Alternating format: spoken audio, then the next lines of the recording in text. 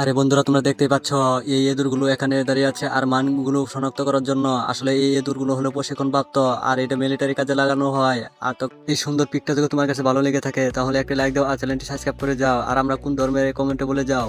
এই ইঁদুরগুলো এরকম ভাবে প্রশিক্ষণ দেওয়া হয় আর এই মাইনগুলো শনাক্ত করার জন্য। আর এই মাইনগুলো শনাক্ত হয়ে গেলে ইঁদুরে তাদেরকে গর্ত করে দেয়, আর তখনই এই মাইনের ইগুলো খুঁজে পায়, আর তখন এই মিলিটারি এই মাইনগুলো ধ্বংস করে দেয়।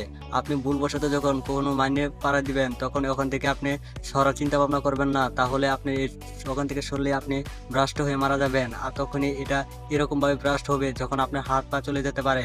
আর তখনই এরকম ভাবে চলে যাবেন না। আর তখন একটা জ্ঞানের যুগে পরে আপনি তাৎক্ষণিক যুগে ওখান থেকে সরে মারতে চান, তাহলে এটা বড় ভুল হবে আপনার। আর হাতে ফুটে গেলে আপনার জীবন ওখানে শেষ হতে পারে।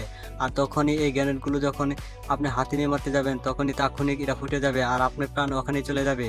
আর গ্রেনেডটি যখন এর সাথে সাথে আপনি দেখবেন তখনই আপনি যদি এইভাবে শুয়ে পড়েন তাহলে আপনি প্রাণে